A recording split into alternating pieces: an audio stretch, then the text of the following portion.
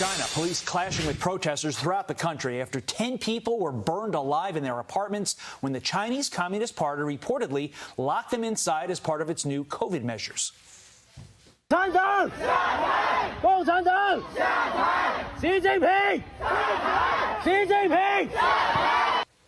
Gordon Chang is a senior fellow at the Gatestone Institute and author of The Coming Collapse of China and the Great U.S.-China Tech War, and he joins us now. Gordon, good morning to you. You know, these protests are a big deal. Whenever you have mass protests against an authoritarian government, it is no small thing. So the big question is, will these protests ultimately change anything, or does President Xi weather this storm? It's possible that Xi Jinping does weather the storm, at least at first. But I think the problem for the Communist Party is that we have seen just mass discontent.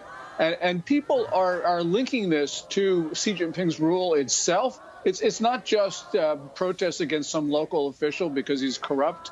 This is against Xi Jinping and the Communist Party. And I think that what we're going to see eventually, let's say within a couple years, is that the party will fail, largely because the Chinese people don't want it there anymore. In anticipation of that, Gordon, what will Xi and the CCP do in response to these protests? We know already that People's Daily, which is the most authoritative publication in China, has doubled down on the zero COVID policies. These are the things that initially triggered the protests on Friday, right after that fatal fire on Thursday. And so people have initially talked about the COVID rules, which, of course, we have seen so much discontent over them this year. But the Communist Party is doubling down on them, which means that this is a confrontation which is not going to go away. Hey, you know, you just made a pretty big prediction there, saying that in a few years, Xi's party will fail. And I guess what you mean by that is he'll be out of office. I'm sure that will come as a surprise to him because he essentially just named himself president for life. So what sort of events should we be looking out for to see possibly in the future if that could happen? Why do you make that prediction? I make the prediction because this is actually more dangerous than 1989, the Tiananmen Square massacre, because then protesters really wanted to keep the Communist Party in place, but just wanted to replace some hardline leaders. This is more like 1949, where the Chinese people had just given up on the nationalist government of Chiang Kai-shek, and then the communists came in. You know, I've been wrong on timing about the Communist Party. I could be wrong again, of course. But the point is, you can see this just seething across the country, that on Friday, these protests just erupted simultaneously. They were leaderless. It just shows the nature of what the Chinese people are thinking right now.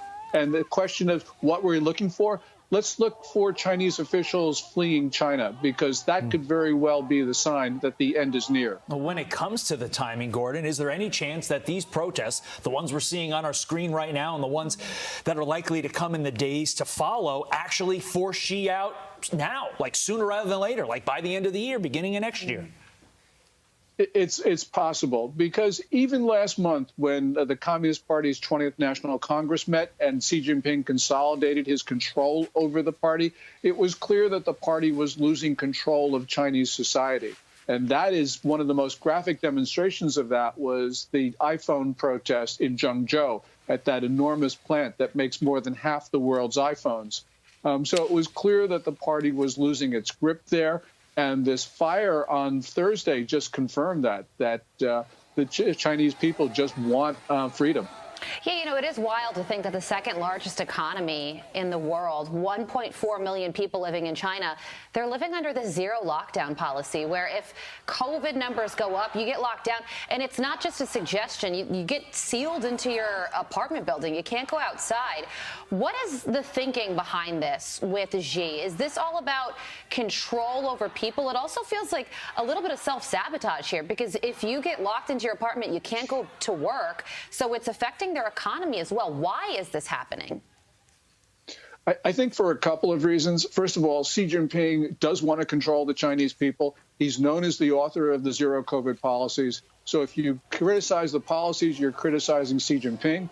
But also, Carly, you know, the Communist Party in the early months of the pandemic made its control of the disease a test of its legitimacy, and it used that to attack American democracy. So right now, the Chinese leaders know that people are not vaccinated with anything effective. The Chinese vaccines don't work against Omicron. And so the people, the people in the health departments, they know that the only defense they have is isolation. And they have not made the correct preparations. They haven't built ICU beds. They all just built quarantine facilities that really don't help in the crisis that is going to hit China. How could this instability in China impact us here in the U.S.? Well, China's going to remain unstable. And if this crisis is quick as you talked about, Todd, well, the Communist Party won't have the chance to create military misadventure abroad to distract the Chinese people. But if this crisis plays out over a long period, Xi Jinping will do that. He will lash out. He'll invade somebody. He'll trigger some incident. And that, of course, will affect us because we have allies and friends in the region, Japan, the Philippines, Taiwan, Australia. So we're all at risk here for what Xi Jinping probably will do if he has the opportunity.